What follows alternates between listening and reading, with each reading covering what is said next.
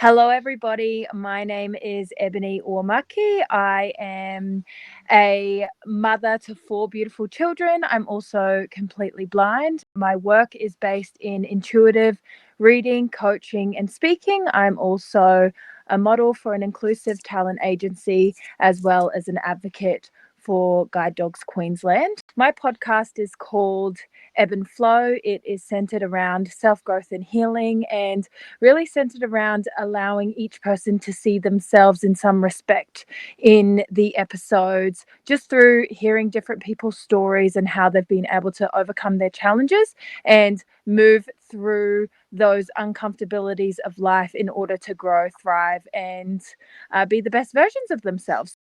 Hello, I'm John Coturillo from Melbourne, Australia. I own and operate Your Listener Counselling, and I also host the Your Listener podcast. I have a history of working with a broad range of clients and presentations with particular interest in trauma, relational concerns, life transitions, communication, and life skills. I've also experienced mental illnesses myself, and I combine theoretical knowledge and evidence-based therapeutic techniques with the wisdom gained from my own and others' experiences to form an approach which is adaptable, person-centered, and authentic.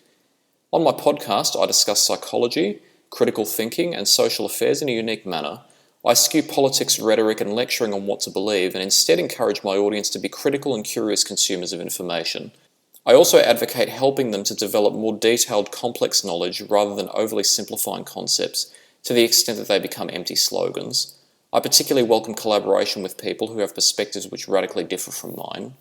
Welcome to this collaboration between the Ebb and Flow podcast and the Your Listener podcast.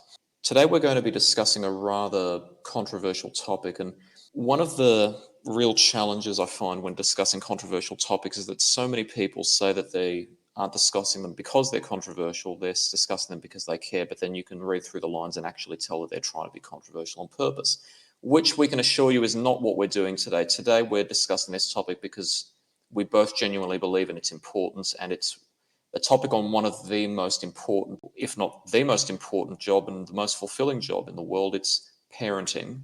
Now, as per usual, if you have any concerns about anything in your life, your mental health, the health of your children, the health of someone else's children, child safety, anything, never take what you see on the internet as advice. Please seek the advice of a professional. And also remember that we're not suggesting that there's one parenting philosophy that is correct over any other necessarily. We're discussing information, and some of it's going to be uncomfortable for some people. Some of it might be controversial, but when you are dealing with something as important as how to raise the next generation and a person as vulnerable as a child, you have to remember that we have to discuss the important topics, even if they are uncomfortable, because this is the only way we're going to be able to help children prosper and protect them from harm in as many ways as we possibly can. And I think being a parent and choosing to bring children into the world is something that in many generations before ours hasn't necessarily been a conscious decision. So I am very much on board with people being more conscious about their decisions, whether to or whether not to bring children into this world, because I do think it is the most important job that we do as human beings, but it's also the most triggering and challenging job that we're going to do. It's the most fulfilling job we're going to do. It brings so much complex emotions. So I couldn't agree with you more.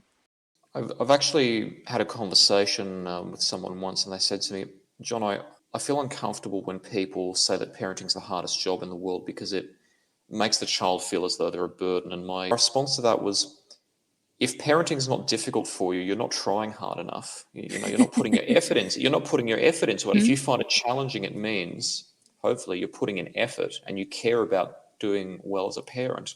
I totally hear what that person may have been referring to, but I feel like by saying parenting's hard, that doesn't mean that you dislike parenting or dislike being a parent to your child. Everything comes with duality, and I think that's just a part of life. And I think parenting encompasses that and so much more. And I think it's really individual, and I agree. I think that if you're not honest about where your parenting journey does challenge you, you're not being honest with yourself on where you have to grow, because in order to parent effectively, we also have to be honest with where we need to make changes regarding ourselves so we can be better humans for our little humans. Absolutely, Ebony. And your reference to balance there was absolutely apropos, because one of the first issues that we have to address in the parenting realm that I don't believe is addressed anywhere near as much as it should be is the philosophical extremes that have dominated parenting narratives over probably all of human history. Maybe more so now that there are more perspectives being shared. But I'd like to think most people have a sensible and healthy sense of balance. So I'm Mm-hmm. not sure whether these philosophical extremes are, dominating the world or anything, but it's necessary to understand what a healthy middle ground is, which is what you've described well, and what a polarized view of parenting might look like.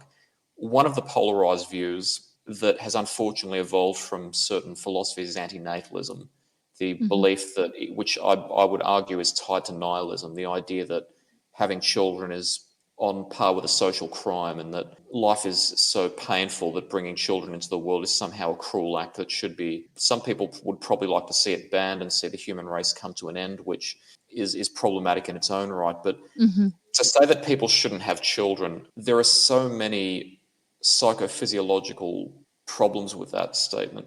What's the obvious problem there?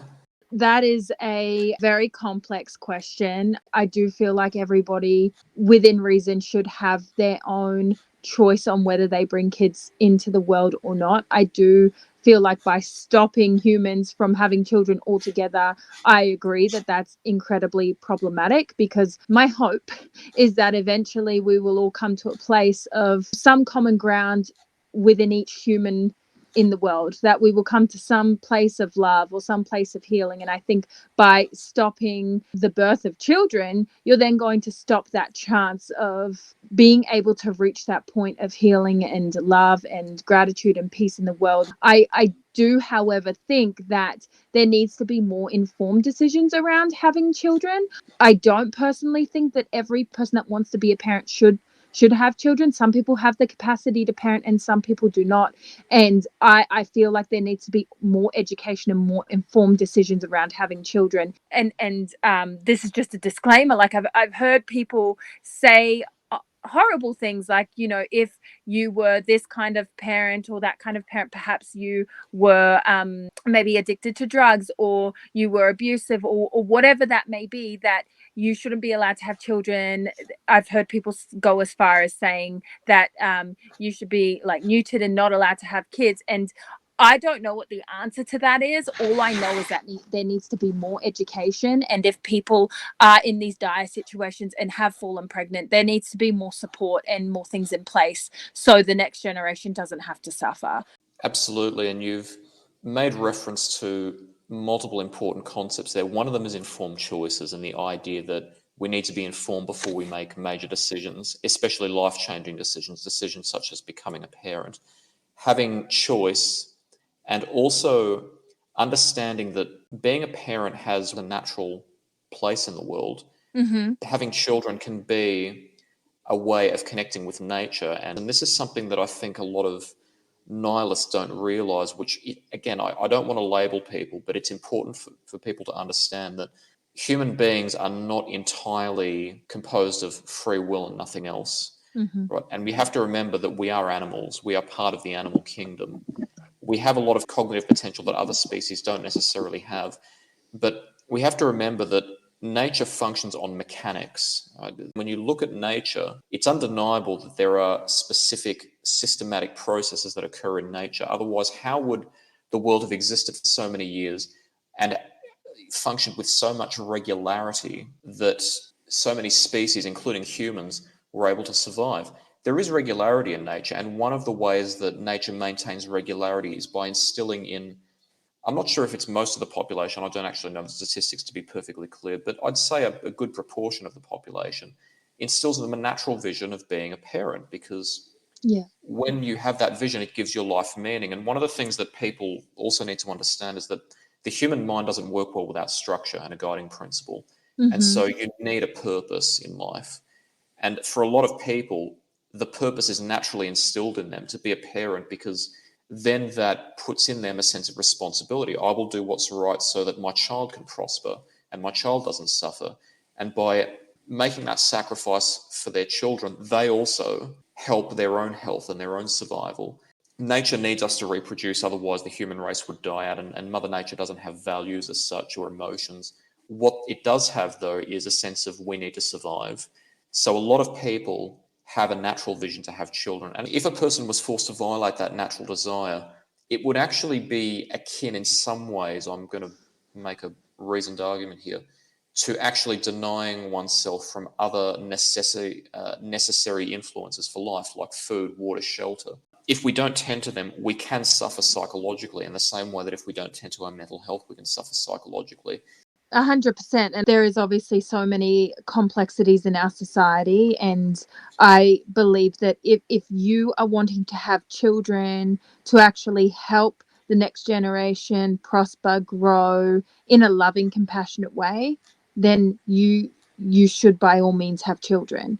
If you're having children for any other reason than that, then I would certainly encourage you to really think about why you're wanting children and maybe go and discuss that with a professional that can help you unpack that. So when you do make that informed decision to have children, that you're bringing them into a space where you're in a space to actually give them what they need in order to thrive and survive. Because my personal opinion of this is choosing to be a parent is a selfish decision. And what I mean by that, that might be, counterintuitive, but why I think it's selfish is because the child doesn't choose to come into this world. You choose for the child to come into this world. It's purposeful for you to have a child. But being a parent and being a good parent, that's selfless, because you are putting yourself to the side in order to cater for this other being. My perspective is looking at it from that perspective, but also making a really informed decision, because I know so many people in my own experience that have had children not necessarily for the reasons that I listed before. One of the wrong reasons to which you made reference could also constitute the opposite side of the philosophical extreme. In this case, we could call it child worship, where we have children because having that child or being a parent is a virtue signal for that individual, but it's not for the morally righteous reasons that we've described. Again, I'm not sure how widely held these particular beliefs are, but there's certain rhetoric that tends to relate very closely to it. Some claims that I've witnessed people make might be, for example, having children is not for personal happiness. But then those same people will say something to the effect of people who don't have children end up miserable. I don't want to misattribute people. I don't like to assume the worst of people, but I can probably pinpoint like a possible valid extrapolation from that. What they're actually arguing is a necessary part of obtaining full maturity as an adult is to have children. What they're saying is you don't obtain full functioning unless the obligation to look after another human being is forced upon you by your own decisions.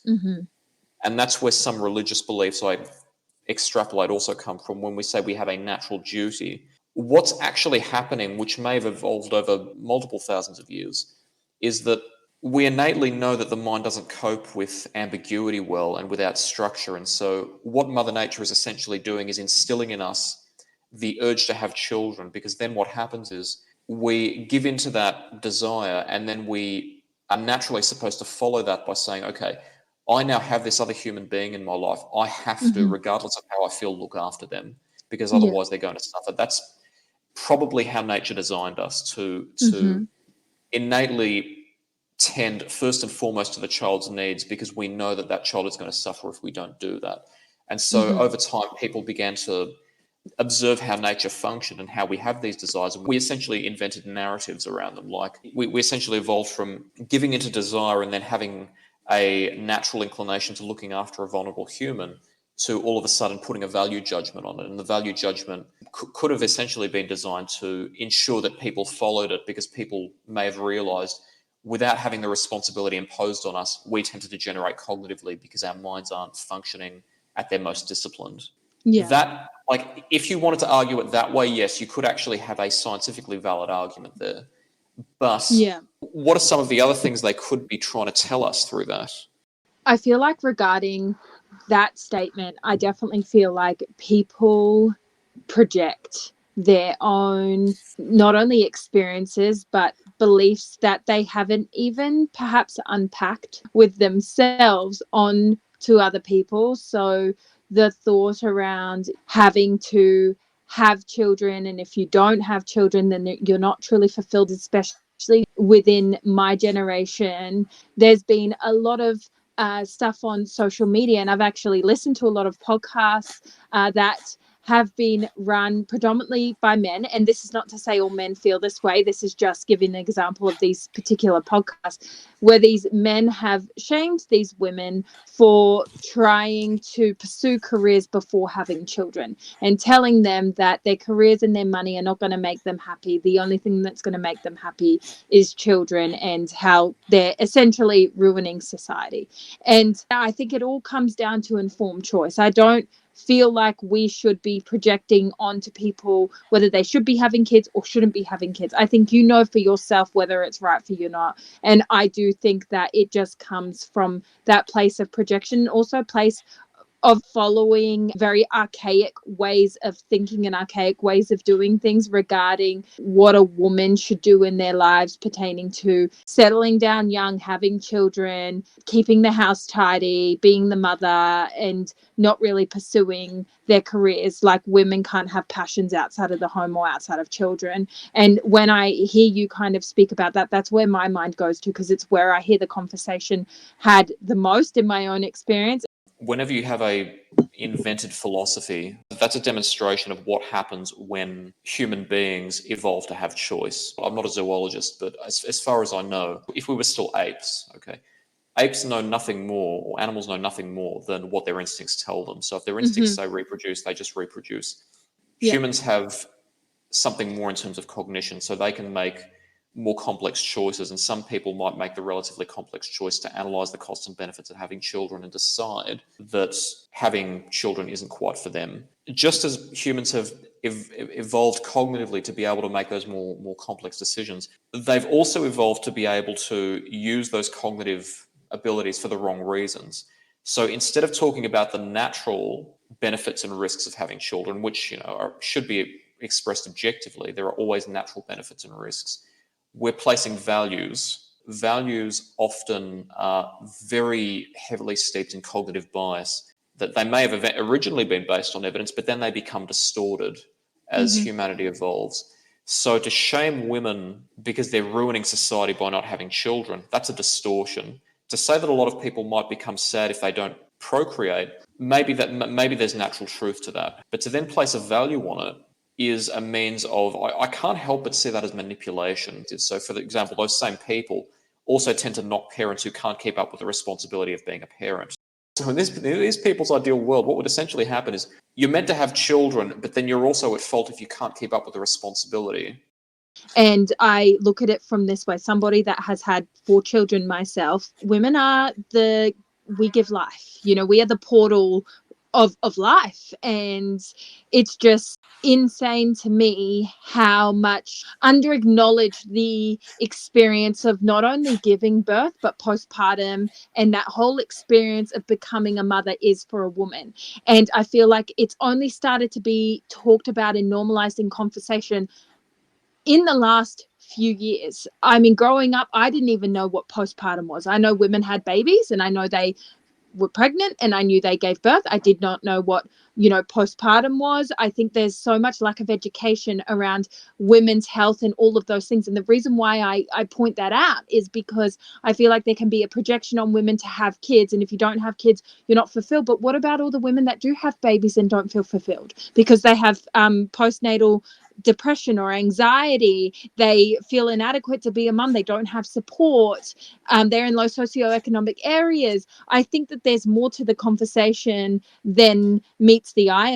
How would you approach that topic, in the topic of having to cost benefit analyze if a person is deciding to be a parent? How do we balance the selfishness, so to speak, the selfishness factor, in the sense that the child doesn't have control but we do, with all the other factors that weigh against it? How would you approach it? I believe that having children and being a parent is absolutely a privilege. I don't believe it's your right, as I mentioned before, just because you have the physiological ability to bring children into this world. it doesn't mean that you should bring them into this world without making an informed decision. I do feel that in terms of having kids, what we should be thinking about is, are we equipped? Because I think something that's often not talked about is trauma in any capacity. And this could be childhood trauma, this could be intergenerational trauma, this could be mental health that causes trauma symptoms.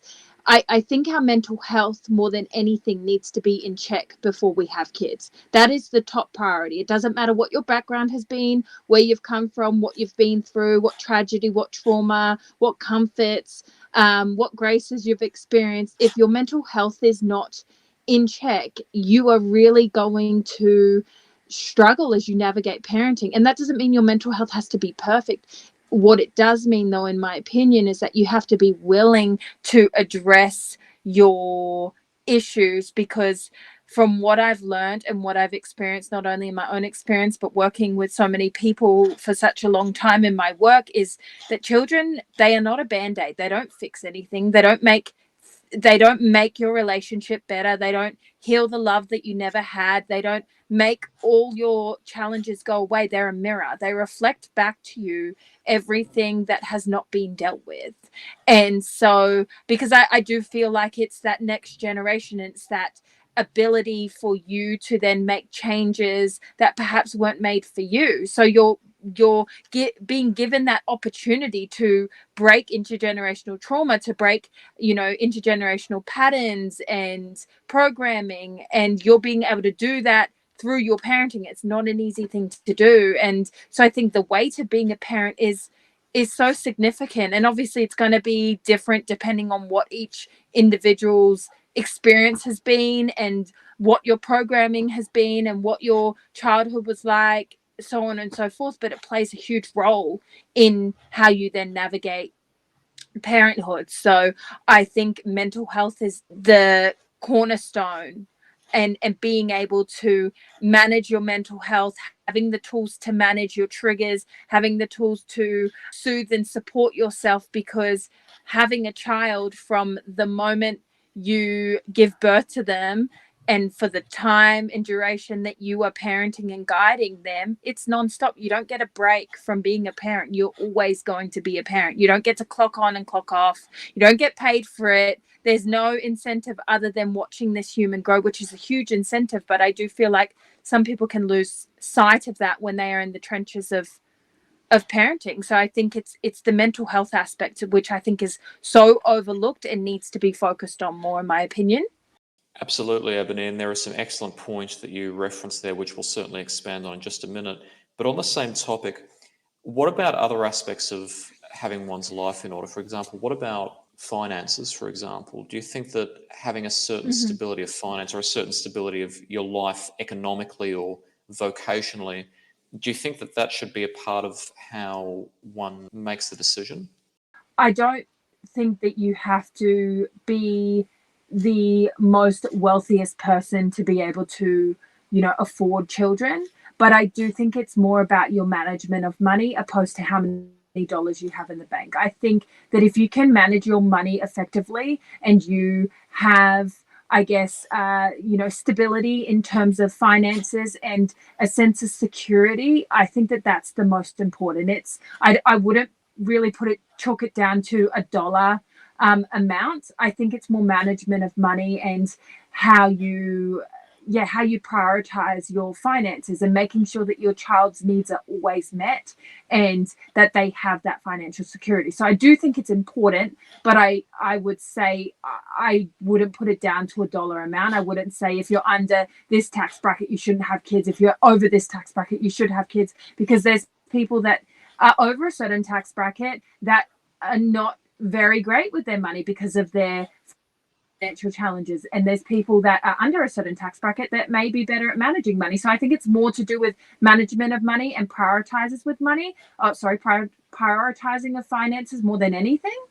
Sure, and that's inevitably a skill that we need to teach our children as well, how to manage money responsibly, how to respect it. So if you have that in place, then Mm-hmm. you're putting yourself in a good position to be able to teach your children the same. With the issue of financial stability, though, there's perhaps something that needs to be explored in the sense that it shouldn't be just wealthy people who have children, obviously, because if we were to follow that philosophy so tightly, we would essentially end up with a class imbalance that would not result in that would not result in a healthy society. Even if somebody is financially responsible, if somebody genuinely does not have enough money to be able to raise a family, perhaps they have enough money to look after themselves and their partner, or their partner co-works so they can look after themselves as a partnership. But do you think there's a point at which a person might have to say, I can't afford to have children right now?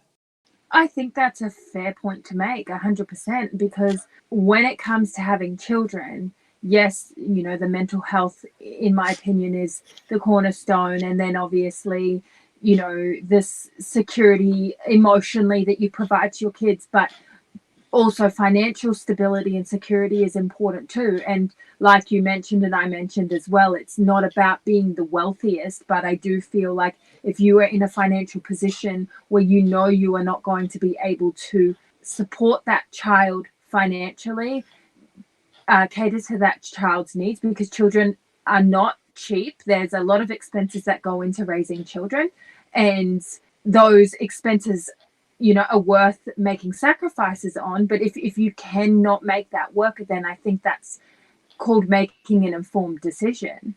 The notion of making an informed decision, part of that needs to be knowing how much an endeavor like raising a family actually costs. Now, I will say that there's a related issue that I have seen. It's probably existed in society for, since the beginning of time.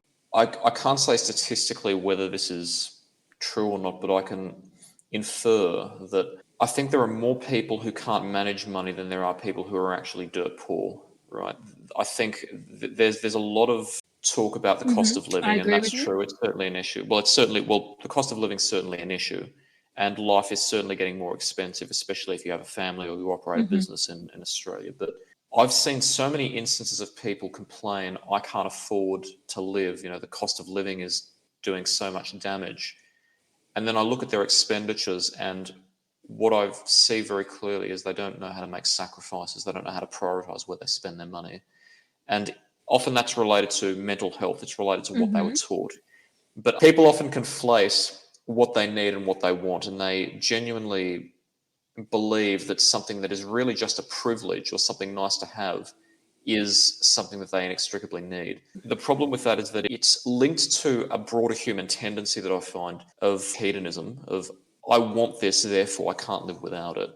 And sometimes that happens to people who are in the process Yeah. of deciding whether or not to have children. As you said, sometimes we do have a natural inclination to want to be parents. But just because you desire something doesn't mean you don't have a choice about whether or not you enact it. And this is the issue at stake. The child never has a choice about whether to come into the world, but the parent has a choice about how they raise them. So when you're making that decision, part of moral decision making is sometimes asking yourself, who is more vulnerable? Am I more vulnerable from not having kids, or is the child more vulnerable from not having a stable family life? The child is obviously going to be more vulnerable from not having a stable family 100%. life, because they don't have developed yet the resources to cope in that sort of adversity. But Yep. no matter how strongly you want something, you still, as an adult, you still have a responsibility to make the choice based on the other people who are going to be affected. So if you're not the primary person who's affected by it, then you have to ask yourself, should I really be doing this, or should I make the sacrifice to save the welfare of somebody else, the hypothetical child in this case?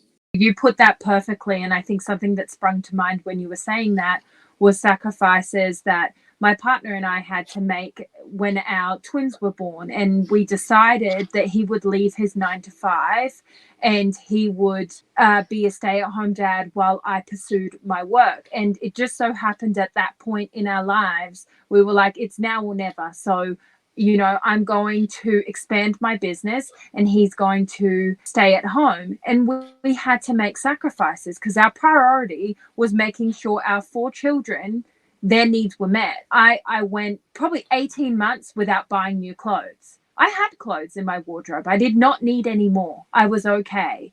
We peeled back all our subscriptions that we didn't need. Anything that wasn't a necessity, we didn't purchase. And that was purely from the lens of, we want to make this work. We want to know that we are doing this in the right way, that we're going to expand the business properly, but we also know that, like, by losing his income, that we're going to have to sacrifice some things until we really expand the business to a point where things are a little bit more fluid again. And we knew, doing the numbers, that we would have enough to get by in terms of necessities, but that would also mean that we had to go without some luxuries, and those luxuries were having YouTube with no ads, and having a Disney subscription, and all of those things that are actual luxuries, but they're not necessities. And so when you were speaking, it reminded me of that, because I do feel like people often struggle with making those sacrifices, and sometimes those sacrifices are exactly what you need to make in order to thrive as a human being, yes, but also as a parent, you need to make plenty of sacrifices.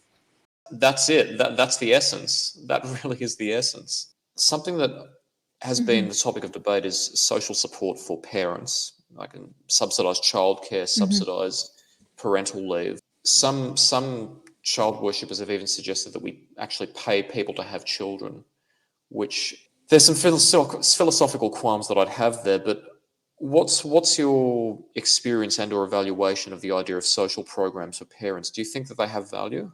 I think that certain social programs do.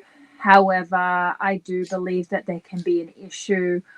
For example, when you were saying with the philosophy of child worshipping, paying parents to have children, I think that's very problematic, because then there's the incentive for people who aren't making an informed decision to have children for financial gain, which I remember seeing this occur in the early 2000s to sort of like the mid 2000s, when there was a baby bonus here in Australia. And I believe at that time it was $10,000 that you were given when you gave birth. And that caused a lot of problems, because there was such a high spike in people having children for the financial compensation. And so I do think that social support, to an extent, for example, family tax benefits and subsidized childcare, can be very helpful.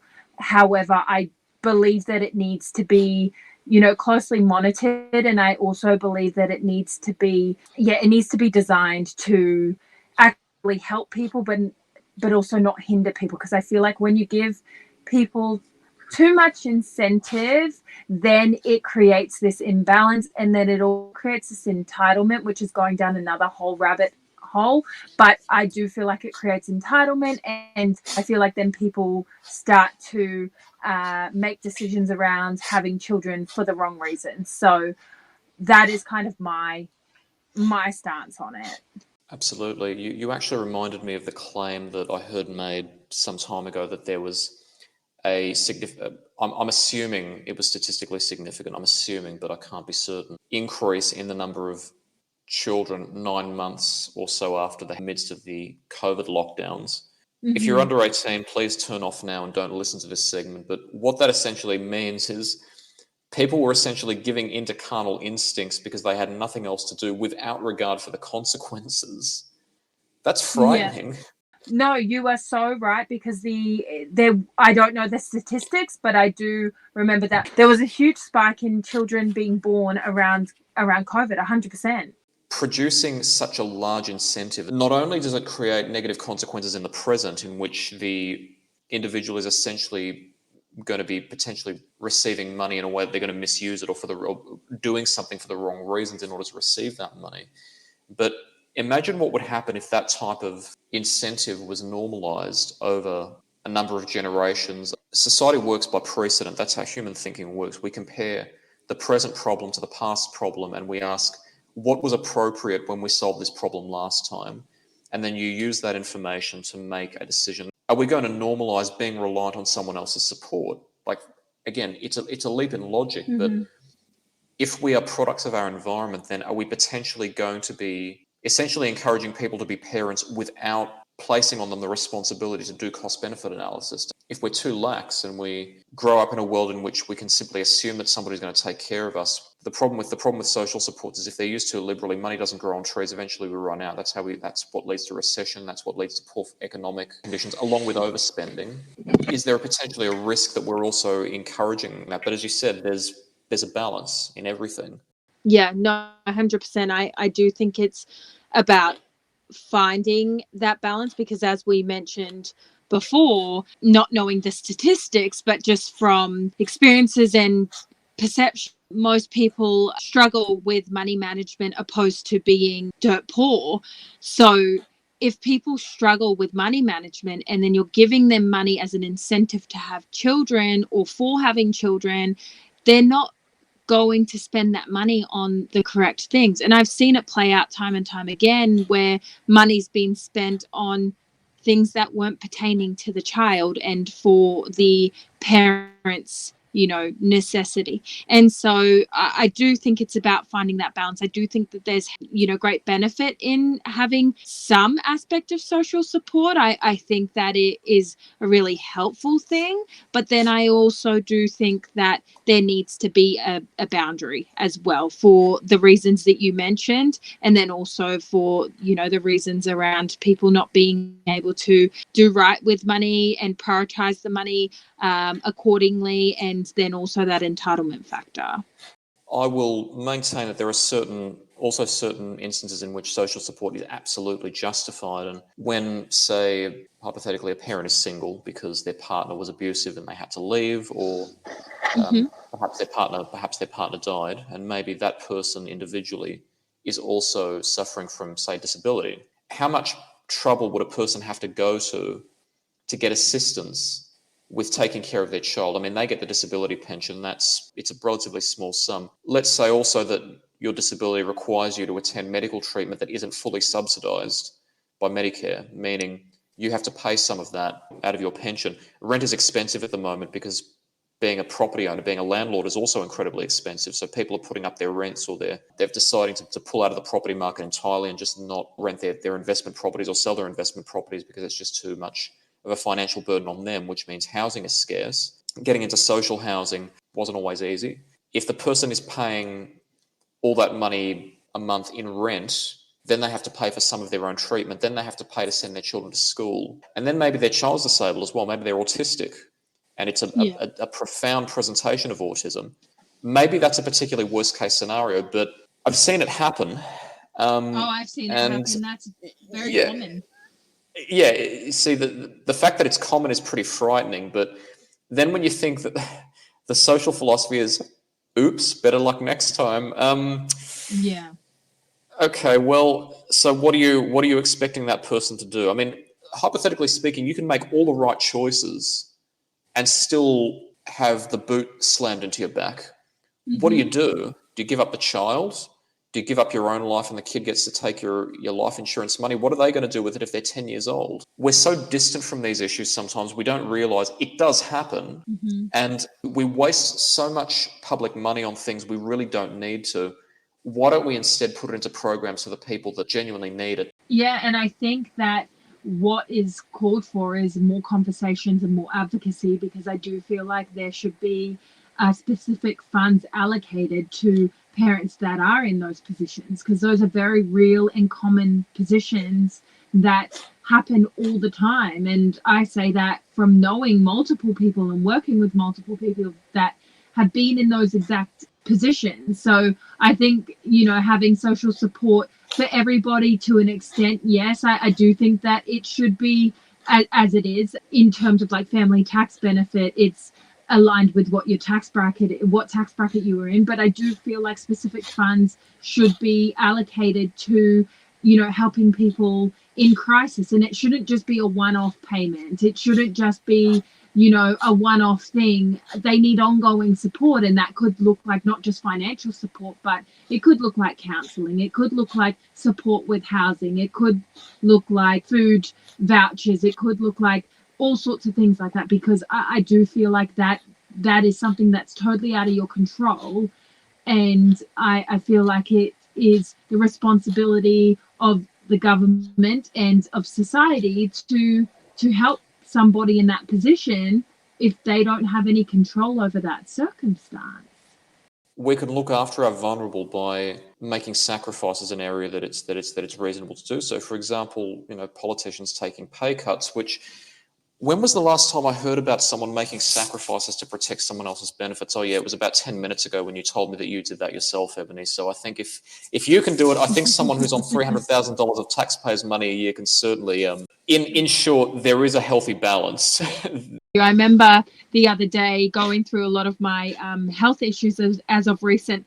I remembered going and looking at what a neurologist gets paid in Australia per year and what a ophthalmologist gets paid per year, because I was having to pay out of pocket for my ophthalmology and neurologist appointments. And I was absolutely gobsmacked at the, at how much these people get paid. And I think about, how helpful it would be to, take bigger tax cuts and things like that to help those that are more vulnerable. I understand why people in those positions who train for, over a decade get paid as much as they do, because not only have they given up a significant portion of their life getting very little pay for what they do in order to study their profession, but they also need to spend a lot of money on insurance, hiring their rooms, equipment. If you're a surgeon, then you're basically carrying every second that you spend in that operating theatre is someone's life that could go one way or the other, depending on what choice you make in the moment. So I can understand. I can understand fully and think people do deserve to be compensated. At the same time, people who can't necessarily afford that, you can't just expect them to bring up the money out of nowhere or say, tough luck, you just were selected by nature to get the rough end of the stick. There are plenty of ways that we could save public money to spend it on helping the most vulnerable. So I think it's achievable. I think it would be infinitely more favourable to taxpayers if they saw their money being spent on helping people who couldn't have access to the same services they could. The problem is that a lot of people have a dim view of welfare, because you see a lot of people who take welfare money and then they don't spend it wisely. I don't know what the statistics are on that, but there also has to be an emphasis on, if we're willing to spend money, then you have to take responsibility for using it wisely, or using the help that's available to help you use it wisely. But I think most people, given that circumstance, would be more than happy to put in the effort if the government just provides the means. Ebony, you spoke to an excellent point just a minute ago about having one's life in order and that being a essential component to being a good parent. I think we've both seen evidence, though, that often dysfunctionality like abuse tends to occur in cycles. When an individual is raised in an environment that's dysfunctional to the extent that they witness violence, or they witness abuse, or they witness misconduct of some description, whether it be mismanagement of money, drug usage, otherwise, that affects them in some way. And it can be in a variety of ways. It can be them internalizing those behaviors and essentially repeating what they see, what they learn. It can be them being affected by it in a sense that they don't necessarily repeat it, but they develop mental illnesses as a result of being in that environment. Something else that's also at issue, which I think is going to be one of the most controversial subtopics of this domain, is what they internalize from culture. Personal culture, because everyone has their own personal culture. Every group can have their own personal culture, like in every family. And established culture, like ethnic cultures, religious cultures. I've been reading a lot about this area recently in counselling literature, the issue of how we provide family counselling to cultures that are quite different from our own. Some interesting ideas have emerged from it, but it's strengthened a few concerns that I have that I think need to be discussed in some way. When we see the world as too much of a subjective phenomenon rather than having any innate sense, we tend to turn a blind eye to certain acts of abuse. And by that I mean, often we consider issues such as not using hitting as a means of discipline of our children, or not emotionally dominating our children. There's certainly a school of thought that says yes, but not everyone believes that. And so you need to be careful not to offend people if they don't believe in those values, because those values were taught to them through their culture. But I do see something problematic in that philosophy. I do believe that obviously we can't, project onto people whether they should or shouldn't be having children. But when it comes to abuse and when it comes to any form of violence, I feel like we can say that there's a grey area, but in my opinion, I feel like it is black and white, and I feel like there is no reason why a child of any age, any culture, any religious background should at any reason be subjected to anything but love, compassion, care, and kindness. Obviously, there are certain things, natural disasters, things like that, that are out of our control. But in terms of what is within our control, I do strongly feel that our children should never have to suffer. However, because things happen in cycles and because intergenerational trauma and complexities happen in cycles, it is very common that if you have been abused and you haven't worked through that abuse or through that trauma, that it is very likely that your children may be in a similar or same cycle to you in some capacity. In regards to discipline, I feel like when it comes to, so I am of Polynesian descent as well as Italian descent, and in the Polynesian culture, it is very normalized to physically abuse your children. That is a very normal concept in the Polynesian culture, and it's referred to as being given a hiding. If you're not given a hiding, then you're not Polynesian enough. That's as plain and simple as it gets. And I say this from somebody who's within that community. And I don't say that because I think it's right, because I don't. But the way that the abuse, especially physical abuse, is normalized is actually, in my opinion, it's really, really sad. And I feel like in order to normalize this conversation, we have to look at the fact that, physically beating our children, that has nothing to do with our cultural practices. Yes, you may have been taught that within your, the culture of your home or within the culture of your ethnicity, but that doesn't make it a direct link to your culture itself. And so I feel like there needs to be that dissonance in observation when it comes to those things, because I am not less Polynesian because I do not hit my children. I'm not less Polynesian because there's no alcoholism in my home. And the reason why I say that is because alcoholism is another thing that's really normalized within the Polynesian community. And so I know that my cultural community is not the only community that deals with this. I know that there's so many other communities of culture that deal with this across the world. But I do feel like we need to stop leaning on our cultures as a way to justify bad behavior, because bad behavior is bad behavior, whichever way you look at it. I feel like there's so many other ways to guide and to care and to teach your children, opposed to physically punishing them or emotionally manipulating, controlling, or scaring them. And I think literature and science teaches us over and over again the impacts that these things have on our children's brains. And so I feel like, in blatant terms, and this is not being disrespectful to anybody's cultural practices, but mistreating a human being, whether they are your child or not, is not a cultural practice. That is choice, and it is uninformed choice coming from a person who is obviously had some sense of trauma or some sense of challenge in their life, and they're not able to regulate their emotions. So that is kind of my stance on it. It may seem harsh, but I feel it needs to be black and white. I don't think when it comes to abuse there can be any gray areas. You've raised a number of fascinating philosophical points there, and this first one that I want to speak to, I'm not sure whether you intended to or not, but I want you to take credit for that nonetheless, that you said, I'm not less Polynesian because there's no alcoholism in my house and I don't beat my children. And this raises the issue of something that when we define a concept in the world, we need to think about whether the definition is actually useful. Like, does it actually allow us to access what the essence of that concept is, what it does for us? And I think what you've spoken to there is that the essence of culture is in the virtuous, what it does for us that is good, moral, righteous, what it is beautiful about culture, what it actually does for us as a human race. What does culture actually do? Remember, nature didn't invent it. We invented it to help create cohesion. So culture helps give us a sense of hope, a sense of meaning. It helps draw us together. It helps us make sense of the world, because humans do have an innate need to make sense of the world. Some forms of philosophy like to distort reality by making subjectivist judgments. That is to say, nothing is innately right or wrong. It's just based on what you perceive it.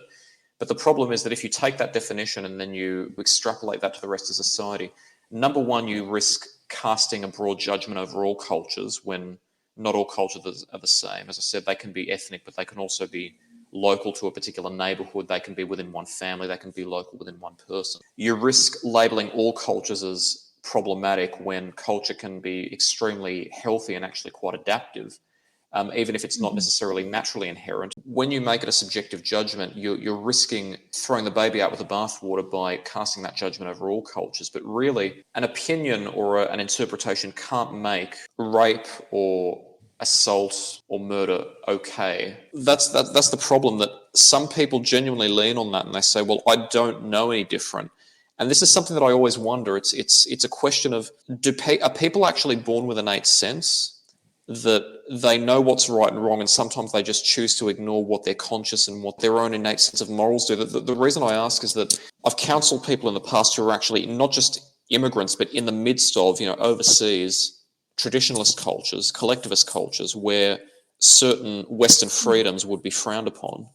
And I've had people tell me, John, I know my religion teaches me that homosexuals should be stoned to death, or, that women should be subservient to men, but it just doesn't seem right. And I've also heard a lot of instances of those sorts of people wanting to immigrate to the West and start a life in a Western context, not completely give up their culture of origins, but bind to more of a Western way of thinking. I can't quote statistically, but I think there was some research done at some stage that suggested that there is a very strong pull for people from collectivist cultures to adapt and integrate into Western culture because they see something inherently virtuous in it. And I'm not trying to preach cultural superiority here, but do we perhaps have to face up that sometimes what we do, we put it down to culture, but really it's just innate? Like not stoning women to death because they want to become doctors, not stoning homosexual people because they don't agree with our religion. Maybe it's not that our opinions make that so, but it's just that it's the right thing to do. And sometimes people realize it and they just either choose to ignore it or they choose to accept it. 100%. And I do believe, just as there has been in religion, but also culture, there's so much coercive control that has been done in culture. And then, you can go down a rabbit hole with colonization and where all the pain stemmed from regarding that, and regarding the mass genocide in so many cultures, so on and so forth, which I don't want to just breeze over. But I say that all to say that I think there's been so much coercive control and grooming within cultures that and religions that make people feel like they have to actually flee their countries, or they're doing something wrong by going against what they've been taught. And I do believe that we all have a moral compass. Obviously, I think sometimes our moral compasses can be skewed based on our experiences. Maybe we have a intellectual disability or other mental health challenges that impair that. But I do feel like we have this innate moral compass to know what is right and what is wrong. And I think there are certain people that choose to listen to that and other people that choose not to, because it is much easier to go with the majority than it is to go with the minority, especially when it comes to culture, and go out on your own and say, well, I know this is what I was taught, I know this is what everyone's done, but I'm going to do something different. I think too, even coming back to, the Italian portion that you spoke about, the amount of times I've heard, oh, I'm a crazy wog, like that's what we do, we scream and yell at our kids. No, screaming and yelling at your children has nothing to do with being a wog. It has nothing to do with being Italian. There's so much more to your culture than verbally abusing your children. And I think we need to stop using our culture as a justification of poor behavior. Absolutely. And to be clear, the West is not immune to that type of coercive control either. I mean, Westerners fool themselves on a daily basis into believing ideas that aren't necessarily true. It's just maybe done in more subtle forms, but like no culture is immune to it. The evidence does actually demonstrate that brains do function differently depending on the culture in which they're raised. So what we observe in the environment, how we're raised, affects our neurology and it influences us. And some phenomena that Westerners would probably consider to be cold, some collectivists might consider to be loving. So, for example, the demandingness of certain traditionalist parents, a lot of children in those cultures actually consider that to be loving because they see that as their parents honouring a responsibility to look after them and instill discipline in them. Again, statistically, I can't quote, but maybe that's quite common. Maybe in those cultures, that's the norm. But then You also see people when they learn about Western culture saying, gee, I wish my parents were a little less harsh on me. Or you see, high rates of suicide. There may only be so much stress someone can take, so much pressure before they break. You touch on a really good point, because I think we as humans are going to view our experience as our normal, because we only look at things through our worldview until we step out and start doing self-inquiry, or we have parents that encourage self-inquiry. But for a lot of people, they're more often than not, they perhaps haven't had parents that encourage self-inquiry, self-exploration. It's what I say goes, and what we do is what we do. And so you live in that worldview where you think that what your experience has been is your normal. So, for example, when you mentioned, certain people from traditionalist cultures, can think that, their parents, that is love in their parents' way because they have a certain responsibility, so on and so forth. Whereas in the Western society, they could view that as cold. I think that they're going to view it as loving because that's their normal. But when you're exposed, as you mentioned, to other cultures and other normal experiences or other people's experiences, you then start to realize, hey, I wish my parents hugged me more. I wish I was told I loved more. And from a personal experience growing up, there was a lot of overseas students that I had in my childhood home, and a lot of them were from countries like Japan, Taiwan, China, Korea, so on and so forth, with a lot of raised very traditionally. And it was always very foreign for them when I would talk to them or want to know how their day was, because they didn't know anything other than, I guess, the main focus in their lives was to study, to come to Australia to study. And that's not saying that that's bad, but it is saying that I think the way that they were taken aback by just somebody asking them how their day is and wanting to get to know them and wanting to know them beyond their grades and how good they were, how well they were achieving at school. I think when you're exposed to other versions of people's reality, it then gives you a better perspective of your own, and then you can make an informed decision on whether that's a reality you want to continue with, or you want to make changes. And I think that at the core of all human beings, some get led astray, but at the core of all human beings, we want to be loved, we want to be seen, we want to be nurtured. So regardless of whether you come from a traditionalist background or not, I think that being loved and being seen and being cared for is something that we all want. Some people just don't know that that's what they deserve or that's what they're allowed. Absolutely. And that's potentially also to say that certain traditionalist cultures may actually have virtues that the West hasn't necessarily developed that strongly yet. So potentially there are ways of showing love, like care for the elderly. So there is a balance to be struck there. And there's also something to be said for parenting that's too lax. And sometimes traditionalist cultures do have an understanding that the West seems to be getting away from, because quite rightly we've become scared of child abuse because it was so normalized in the past that now people are scared of accidentally doing it themselves. But children need to be taught boundaries, but there are healthy ways and unhealthy ways to do that. So the notion of teaching good boundaries is absolutely essential. And if traditional cultures do that, then they have the right idea. The way that they do it could be just wrong, in the same as the West, where some Westerners still see it as okay to hit children. It's a false correlation to say we're being too soft on kids and that kids started running amok when we stopped hitting them. What actually happened was we became so scared of abusing our kids that we started being bad with discipline. And then children started running amok as a result of that. But the thing is we that stopped parenting. yeah, but if you hit kids too often, they're probably going to become abusive themselves or become emotionally dysfunctional. Whether you like it or not, that hardcore approach just doesn't work. Even if you take the humanity aspect out of it and you were purely looking for what works and you didn't care whether or not it harmed the kid, it still doesn't work. As time's moved on, what sometimes results from that though is abuse doesn't necessarily terminate, it just becomes more subtle. We use more overt forms of abuse as an anchoring point and then compare our behavior to that. And if we're not overtly harming our children or gambling away all their money or beating them or potentially killing them, then we say that everything else must be okay. You often don't know what's happening in your brain, how it's affecting you, and how it's been shaped by past experiences. We often don't make a correlation between the magnitude of our reaction to something and the magnitude of what was done to us. What happens is we experience events, they affect us in ways that we don't necessarily realize, and then often, because we don't know what's happening, we don't realize the extent that it's affecting our lives, or we know that it's affecting our lives, but we don't know how to control it. That is sometimes completely outside of our control, and even a perfectly healthy human being. I think it's very important that children have boundaries and children feel safe and secure, because they need to know where the line is. They need to know, but also they need to know why the line is there. I think something that parents can often fail to do is tell the child why the boundary's there. We want to yell all these things at our child. Don't do that. Don't do this. Don't do that. We don't do that. Why?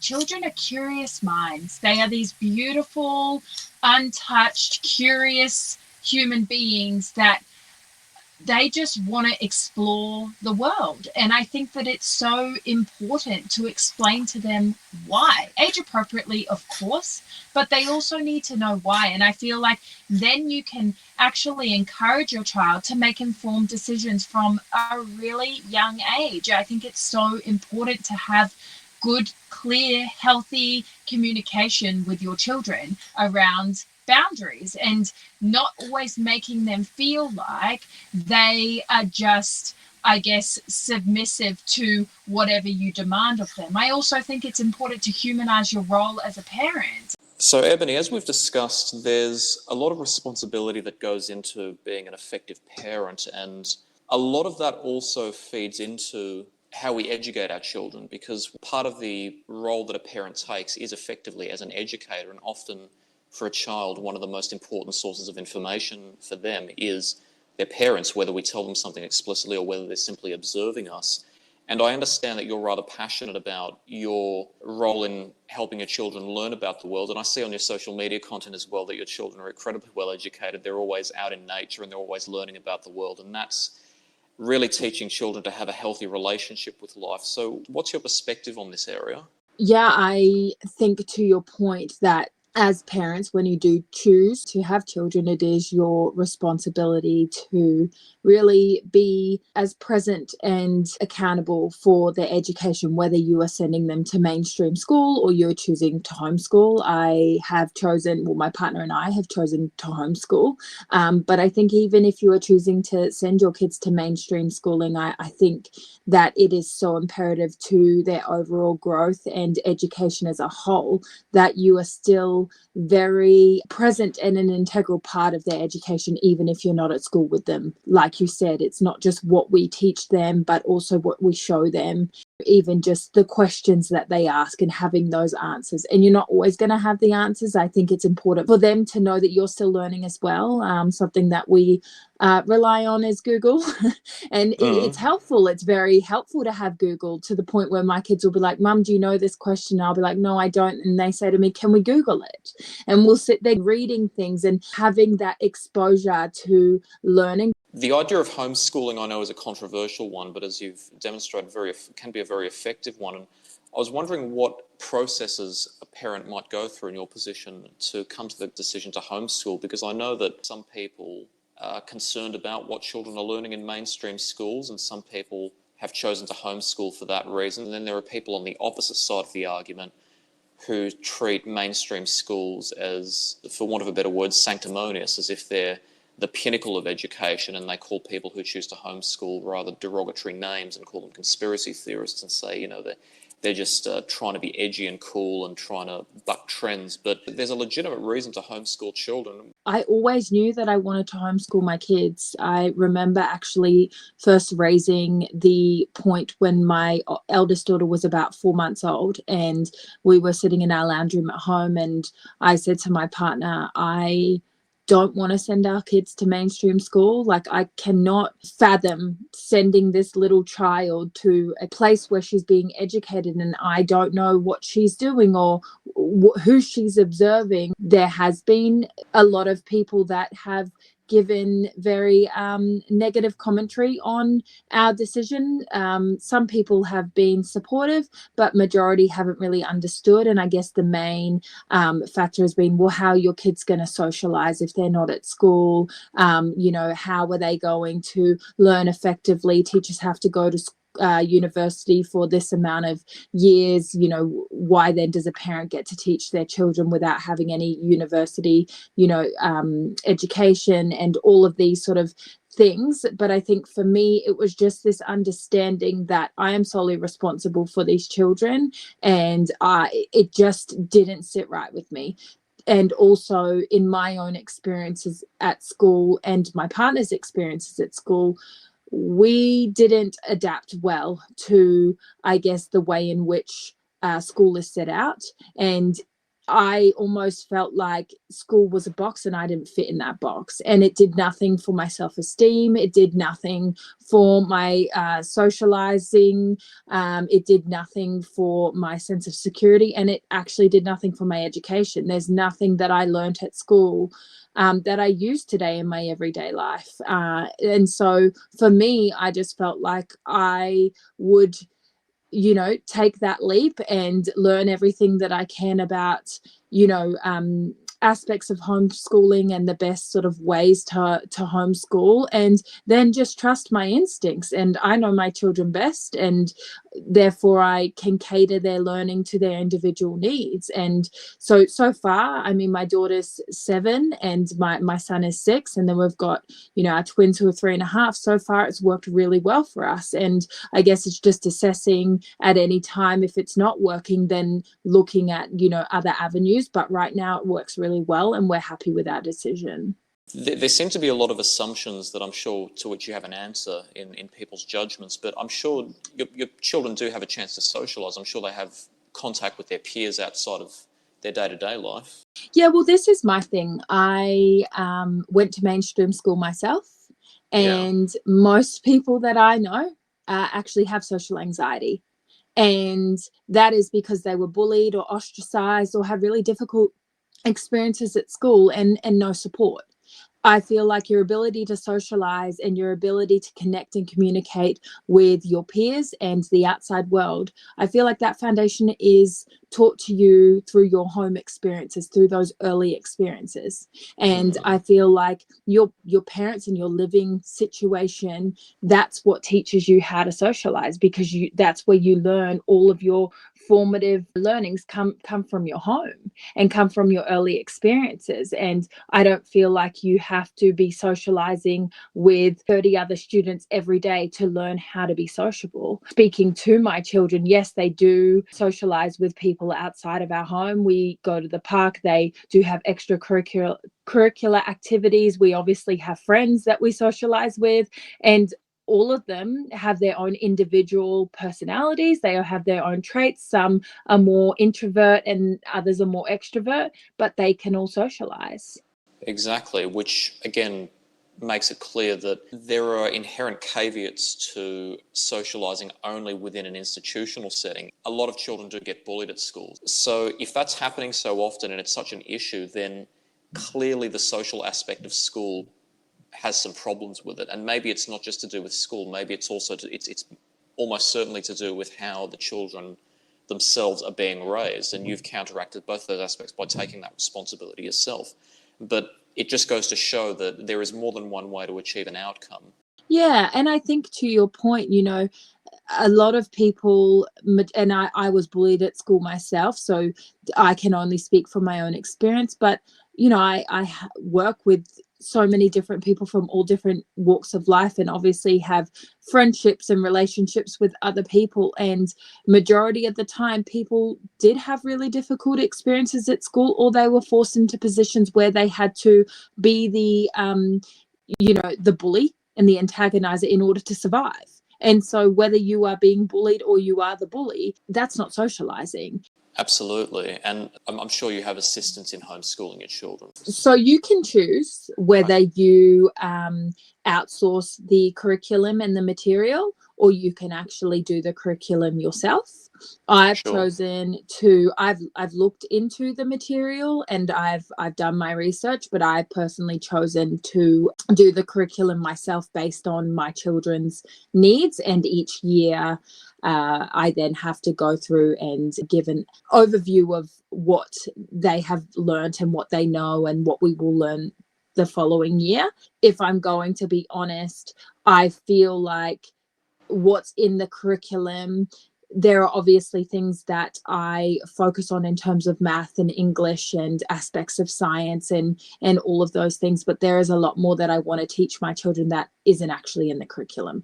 So would you say then that there are some aspects of the mainstream curriculum that are perhaps not in children's best interest, and perhaps there are some aspects that should be included that are in children's best interest that aren't there? Yes, I think some of the harmful aspects to mainstream schooling can be institutionalized abuse, which happens far too often. So that's one of the most harmful things. I also feel as well, in terms of like children's individual needs being catered to, it is very unreasonable to expect one teacher to be able to cater to upwards of 20 children's needs and to have their needs met and to have them understanding exactly what they are doing. I also feel like the aspect of time slots, in terms of, you know, you get a certain amount of allocated time to learn something, close your books, and then on your way. I feel like with children, especially at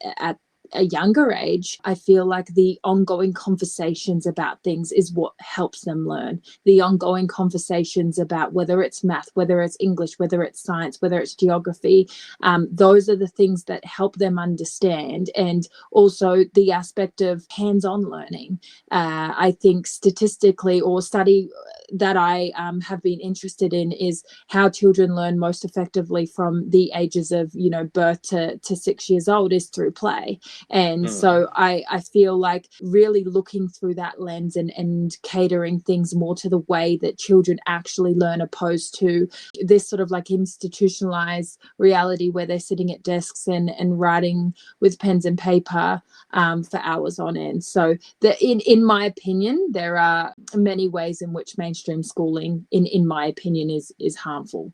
For any of our listeners who may think that the term institutionalized abuse is somewhat hyperbolic, let me give our audience some insight. There are still places in the world, and there are places in Australia who have been found to be guilty of this, who physically abuse autistic children. It's under the guise of therapy. I recall as a child, I wasn't subject to that institutionally, but I remember when I was in kindergarten, I have very, very vague memories of that period, but as an autistic person, I don't believe the kindergarten supervisors and teachers always necessarily understood me, which, to be fair, is not entirely their fault, because people weren't as educated on autism as they were, 25 years later. So at times when I was having what they sometimes refer to as a meltdown or an anxiety attack, where I couldn't cope with the overstimulation from the environment, I was called silly. I was forced into doing activities, and I'm not sure if I'd classify it as institutional abuse, but it's on the road to that. And I also think, you even look at the rates of child sexual abuse in schools, from teachers to students. And those are things in my perspective that I am just not willing to risk.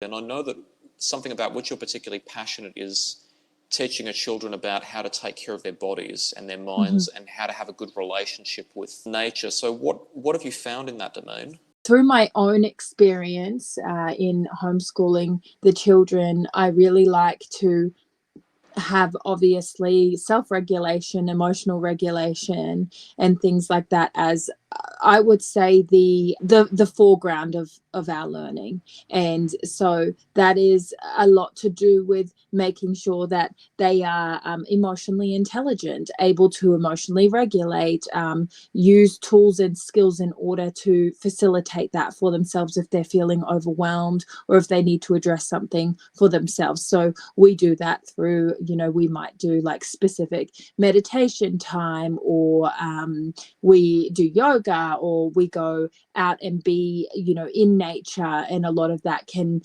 also come down to like learning about what's in our, bush, or, bush medicine, or native birds in Australia. Like, honestly, it varies.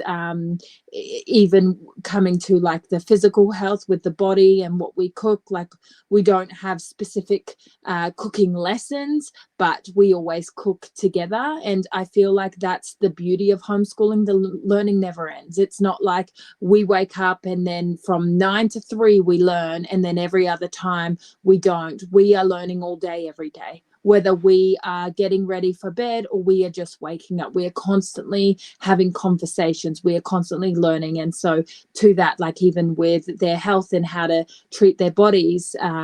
Yesterday, for example, my partner made them, they had their seeded toast and they had avocado and cottage cheese on toast. And then he juiced up some carrots and some celery and some apples. The kids helped out, and then they put it in their smoothie with, you know, spinach and mango and all of those things. And so we talk about, okay, why is spinach good for us? What are the good vitamins in mangoes, and how does that help our body? So I just feel like that is where you can really hone in on all those little details that you don't always get in mainstream school, and you may not have the time to do. If you're sending your kids to mainstream school, maybe they're getting sent to before and after school care. You might work really busy hours. We've obviously chosen this lifestyle, and this is something that works for us. It's not going to be something that works for everybody, but for me, that's the beauty of being able to homeschool. We can teach them all the time. That's a beautiful philosophy, and I agree that a lot of the skills that a person needs when they're an adult in order to manage their own life, to be able to be independent, to regulate, and also to have a healthy relationship with others, just aren't taught in school. School, unfortunately, as you say, is a one-size-fits-all approach. It does conceptualize very narrowly what are skills and what are intelligence, and while conventional intelligence has its place, certainly, there are a lot of skills like how to cook for yourself, how to maintain a home, how to have a healthy disagreement with someone. They don't teach you the finer points of how to recognize other people's communicative needs and then work with them so it's a dance instead of a battle. Those are far more nuanced and complicated skills that you can learn simply in a theoretical environment. It's something you have to do with your hands on a regular basis, basically all of your life, in order to really be competent with them. And so you're right, having the facility to be able to provide your kids with that all throughout the day and not just within set times, not in an institutional setting, is so valuable. One of the other beauties is being able to see their natural abilities and talents early on. You know, we can already tell that our daughter, she's very creative driven. She's an amazing artist already at such a young age, an amazing artist. She's very creative. She loves numbers, and that's where she thrives. She's not as confident with, say, her reading or her spelling, but we can work on that in an environment where she feels safe to make those mistakes and continue on. Whereas our son, he is really academic driven, but he's also, really great at sport. He's not as creative. He's, not as inclined in those ways, but it's really awesome to be able to hone in on what they are naturally good at. So then they can kind of lean on those strengths and really figure out what it is that they want to contribute to the world. And I think it's, the most important part of education for me is for them to understand that we never stop learning. You don't have to understand this by the end of the week for you to be good at learning. You can take as long as you need to take to, understand this. And once you've understood that, there's going to be something else for you to understand and learn. And I mean, we went to the beach the other day, and my daughter she loves animals. And so she was studying the fish underwater and coming up and giving me little facts about the fish and, moray eels and all of these different things. And just having those conversations with her, I often sit there and think, wow, I did not know that at that age.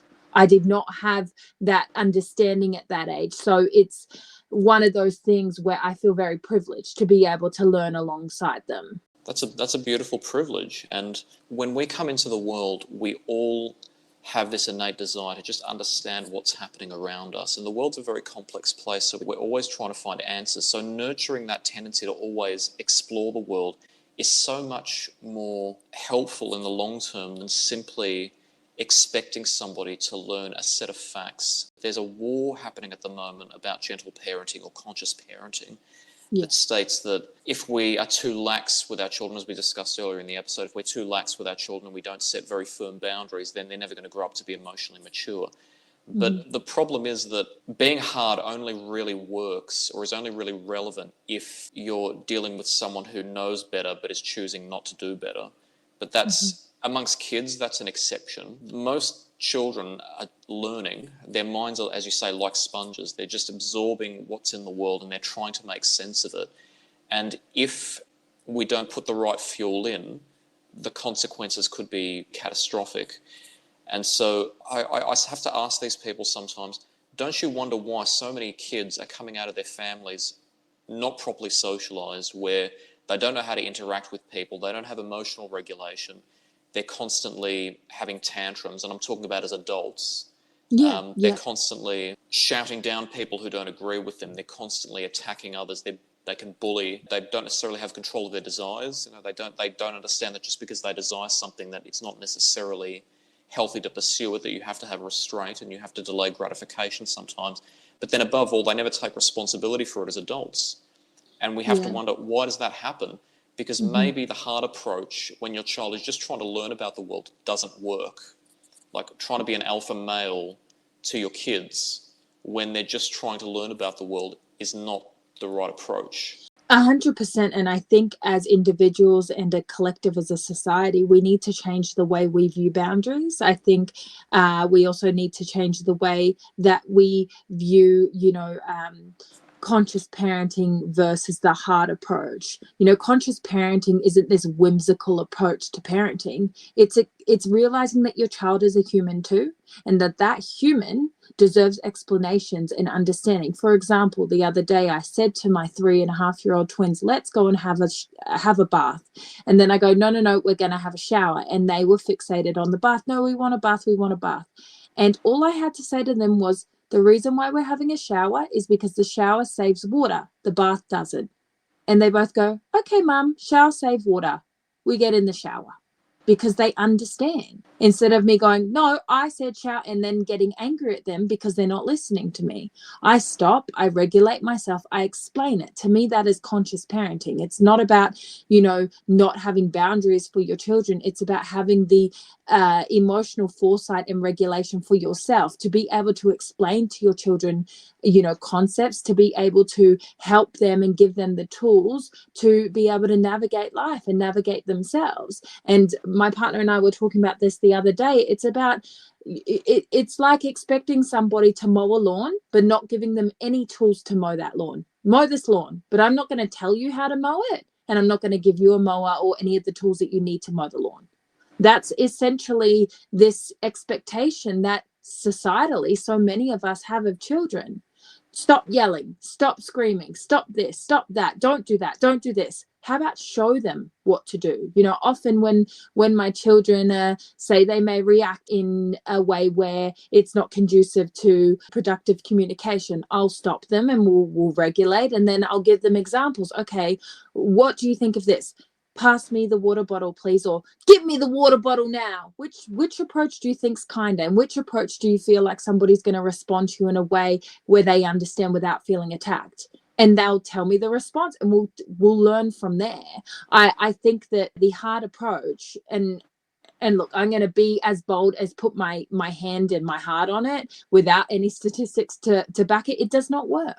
It does not work, because what it teaches children is that they are not seen. What it teaches them is that what matters to them doesn't matter to their parents. What it teaches them is that they need to squash how they feel. And what it teaches them is that when they, I put a post on social media recently, whatever we squash in our children is going to come out in their adulthood. That's why we have so many adults who behave and react like children, because they were never allowed to be that way as children. Children are supposed to be loud. They're supposed to make mistakes. They're supposed to scream. They're supposed to yell. They're supposed to, lose their shit. They're supposed to be dysregulated. That is the beauty of being a child. And the beauty of being a parent is being able to help them through that and remind them too, hey, I feel like that sometimes. Sometimes I want to punch the wall too. Sometimes I want to scream into a pillow. Sometimes I feel overwhelmed. Let's work it out together. So I do feel like societally we do need to change the way that we view conscious parenting and the way that we view boundaries, because boundaries are important. They are so important, but it's how we set those boundaries and how we look at those boundaries. It's not about punishing our children. It's about teaching and guiding them. Essentially, punishment assumes that the child already knew what they had to do to begin with, and Yeah. they simply chose to ignore it. And the problem is that when we impose those expectations, we're imposing them from the perspective of an adult. Now, an adult takes much of their knowledge about how to live life for granted because they assume that everything is commonsensical. But what they don't realise is that all those emotional regulation skills, all those communication skills, they had to learn them, but the child hasn't learned them yet. So to assume that the child has the same skills is just inaccurate, because you can't possibly have them unless you learn them from a reliable source, that reliable source being your parental figure. I imagine, I can't say statistically, but I imagine that for men it can be difficult because a lot of men are taught to suppress their emotions. Yeah. And a lot of men are taught they can't feel their feelings. A lot of men are taught that aggression is the only way to solve problems. And thankfully we're moving away from that now, and we're teaching that, yes, men can be strong and men can protect their families and men can, defend their countries, men can be leaders without being aggressive, without being domineering, and without having an unnecessary level of control over other people's lives. And you've just reminded me, actually, and I'll give a shout out now to Coach Mitch of the Unbreakable Man. We actually collaborated some time ago, and we talked about the fine balance between what it means to be domineering and what it means to be a strong man. And there's a very fine balance that has to be struck that I believe he described quite well. And he also said, regardless of the gender of his children, they're all going to learn the same skills when they come into the world. So putting forward once again that you can be an authoritative parent without being authoritarian. You can be knowledgeable, wise, and teach your children incredibly important skills. And you can teach them resilience, and you can teach them to persevere with challenges without being abusive, without having to be aggressive. It's about being confident. It's about being assertive. It's about showing your children we have to have these boundaries for these reasons, and you will soon see after following those boundaries that there are benefits to them, that it helps us function, each of us in turn, individually and as a collective. And there are ways to do that agreeably. It just takes patience and very careful consideration. And if you're not willing to put careful consideration into something as important as parenting, which, as we said, is arguably the world's most important job, then are you really in the right place to be a parent if you're not willing to put the effort in? 100%. And I think, to your point, just that point on resilience, there's something that I hear quite often, when people say my trauma made me resilient. If I didn't go through this, I wouldn't be where I am today. Our traumas and misfortunes, they do not make us resilient. It's our choices and the way that we choose to move through those things that make us resilient. And something that I've heard quite a bit is, people saying, well, how are my children going to learn if they don't experience tragedy? How are they going to learn if they don't experience hardship? I've heard a lot of people talk about when they play games with their children, they never let their children win because they want their children to know that they have to work for it. And I feel like your children, it's important for them to know how to win as much as it is for them to know how to lose.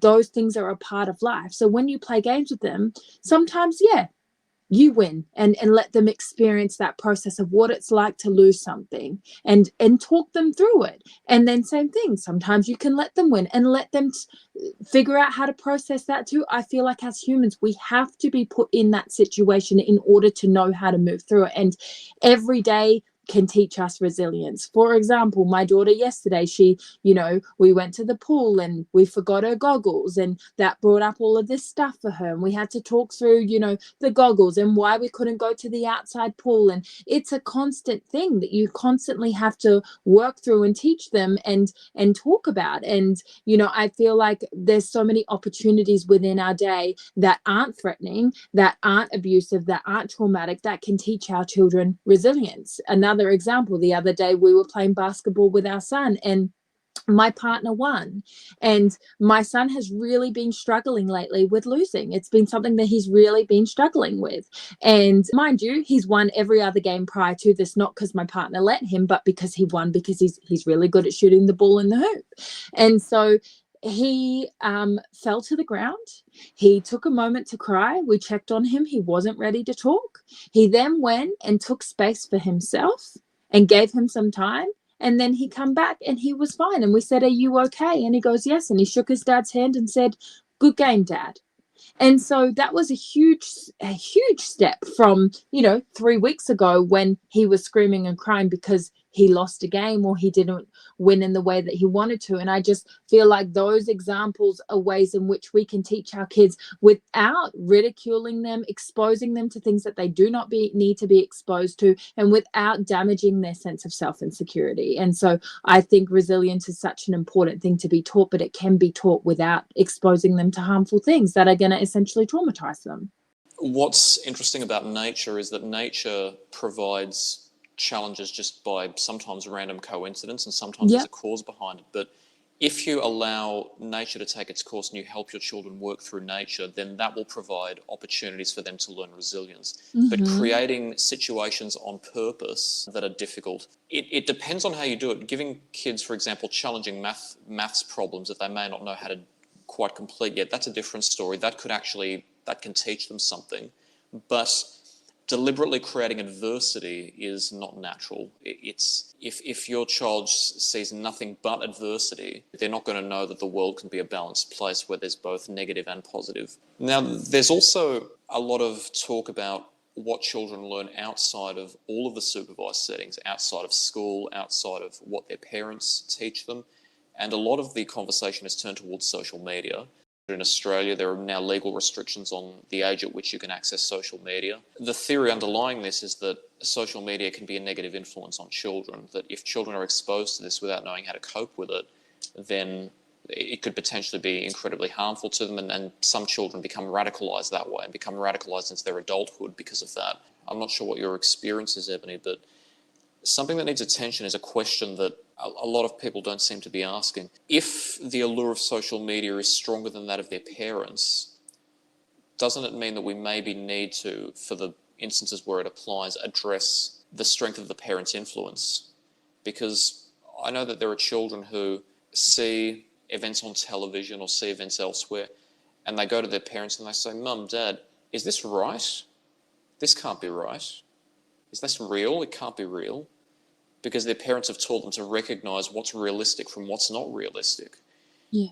And if we simply remove adversity from children's life, not obviously we don't create the adversity, as we said, but if we shield them from all types of adversity, is there a possibility that we don't teach them resilience? It's more in relation to not just the natural ebb and flow of how the world works, but also helping them to understand how to discern other people's rhetoric from what is actually true.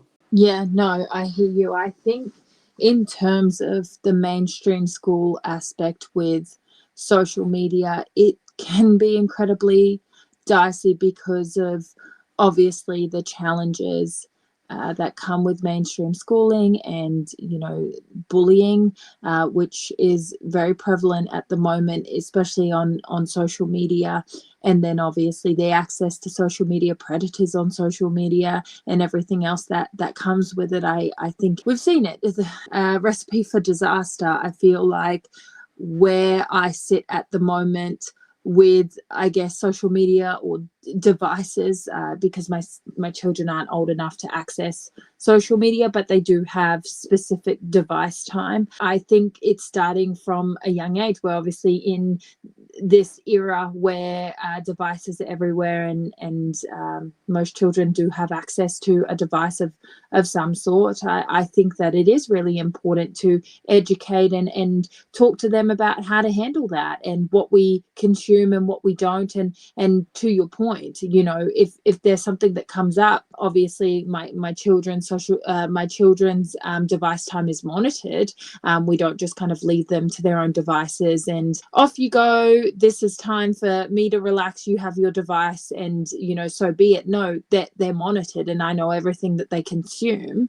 But even around that, it's talking about what comes up on their shows or whatever they're watching and consuming, because even then sometimes there are certain influences that they watch that aren't in alignment with how we do things. So I think it is that communication piece. I also do feel like you're right in the sense that we can't shield our children from everything, and we do need to obviously have those conversations on how to handle that adversity. It's just really difficult, I feel like, in the mainstream school, because there's so many influences, and then the added influence of social media, which has proven time and time again to be very threatening. Sure. And maybe part of the correlation also has to do with the fact that a parent who sends their child to a mainstream school maybe also be more likely to be working full-time, or maybe longer hours, in a way that prohibits the type of monitoring that a parent who homeschools their children is able to do. And perhaps the inherent desire of a child to fit in with their institution, which is something that children have, they're trying to make sense of the world. And so if they find a potential place for them to get support in the form of their peers, then they may feel a pull towards trying to fit in there. And if that means engaging in what they see on social media, then that can be quite a dangerous influence on them. But at the same time, maybe I'm being unrealistic, but it's kind of a shame that you're one of the few people I've heard that are the only ones to say that you actually monitor closely what your children consume on the internet, and that you actually actively discuss with them what they encounter. Because it seems that if our society gets to the stage where we're willing to let the government say, okay, no one under the age of 16 can use social media because it's harmful, it can only come from a large number of people saying, you know what, I don't have time to monitor my kids. It's concerning. I mean, there are so many reasons why someone might be in that position. I mean, the cost of living is high. Maybe both parents have to work. We're no longer in the days when dad could go to work and he'd still earn enough money to pay the mortgage. We're past that, unfortunately. I mean, if we still operated that healthy of a society, then we may still be there, but unfortunately we're past that. And sometimes both parents have to work. So there are a lot of influences, but ultimately just fixing the symptoms of there are nasty things out on the internet, we'd better hide kids from them, I think is kind of a lazy approach, when there are other things we could be looking at, like the way that people raise their children and the environment which we're forcing parents to conform to, without considering there are things more important than modern life. There's family, there's tending to your children. It's a somewhat short-sighted approach that isn't really going to solve problems for children. What it is going to do, though, is just give them an unrealistic sense of life, and still allow ineffective practices to just continue as if they're okay. Yeah, and I think too, it's kind of back to that point of, you know, the critical thinking around having children. You know, when I made the decision to have children, I also made the decision to make sacrifices to ensure that what they were absorbing, and, you know, who was around them, and, you know, what they were learning, and all of those fundamental things, how they were regulating themselves, those are the main focuses of, you know, my parenting my children. Those are the things that matter the most to me. But I mean, predators and bullying and all of those things that social media opens another door to, they're still going to be there, whether they're social media or not. They're still going to be there. They're not going to go away. I think it is just teaching and educating and monitoring, but then also coming back to, okay, if you have children, why are you having children? Don't think about that cute little baby that gets put in your arms at the hospital, because they are only that cute little baby for literally a split second. And then they are a walking, talking human being that needs your attention and your time. And I so understand that people have commitments and people need to work, but we also need to think and make an informed decision and make sacrifices. Coming back to device time, my daughter, all my children got iPads at 2.5. And I know this is controversial because there's a lot of people that don't agree, but for us, it's always worked. We have specific device time, and they only get their devices in that specific time. And what they do on their devices are predominantly educational things. Sometimes they might watch YouTube Kids. Me and my partner know absolutely every show that they're watching, what they're consuming. I talk to them about their shows if something comes up where I'm like, that's not sitting well. For example, you know, if somebody on this show says, oh, I'm in trouble, we talk about that because we don't use that language with our children. And we say to them, you know, where did you learn that? Oh, my show. Okay, well, what does being in trouble look like for you? Well, getting time out. And I said, well, do you get time out? No, we don't get time out. So it's teaching them, okay, what you see on your show and what that person's telling you is not what we tell you. So we're setting that stronger foundation at home. So whatever they're consuming outside of us, they know that they can come to us, as you said before, and say, hey, is that real? Or that doesn't sound right. To the point where my daughter was 3 when she asked me if Santa Claus was real. 3 years old. She said, Mom, is Santa real, or is he just a character like the Wiggles? And I told her the truth. He's a character. He's not real. I believe I read an interview with you some time ago whereby you described the fact that you'd taught your children to empathise, to be able to perceive the world through other people's perception. And you mentioned an incident in which I think your son accidentally left a toy car on the floor and you accidentally stepped on it. And he said, sorry, Mum, I know that must have hurt. Yeah, no, 100%. And it's, I think to that point, it's not an easy thing to do. We get caught up with work. We get caught up with, all the mental load that comes with being a human, and then being a parent, and then being a partner, and, having careers and all those things. But I think it comes back to that choice, why are you having children, and what do you want for your children, and looking further than the point of just having that cute little baby. Last night, I was having a difficult time with my disability, and I just had a moment where it wasn't that fun being blind in that moment. And my son turned to me and he said, Mum, are you all right? And I said, oh, right now being blind sucks. And I was crying, and I said to him, do you have any wise words for me? And he turned to me and he goes, be kind. And I said, to who? And he said, to yourself. You should be proud of yourself. And just in those little words, I'm just like, he's telling me what I tell him. And it's one of those things where, your children will show you exactly how you are parenting them by the way that they respond and behave to you and the world around them. Well, folks, that was an intensive discussion on the world's most important job. And Ebony, as a mother to 4 beautiful children, as you state, as the first fact about you in your introduction, thank you so much for your insight. I think everybody can learn something from this. No, thank you so much. And, I really appreciate the ability to share, and also going through my own processes and learning every day as a parent. You never stop learning. And I think that's the beauty of being human, but also being a parent. So thank you so much for giving me the opportunity to speak with you on this. My pleasure. And to our audience, thank you for listening to us. Remember that what you see on the internet is not advice. If you have any concerns of any description, please consult your trusted professional or somebody you love. Both are equally important in your life. And if you have any questions, please feel free to contact us. If you have any suggestions, please feel free to contact us. If perhaps you'd like to contribute in some way, please feel free to contact us as well. We're always happy to hear from you. And until next time, everyone, please take care. Thank you.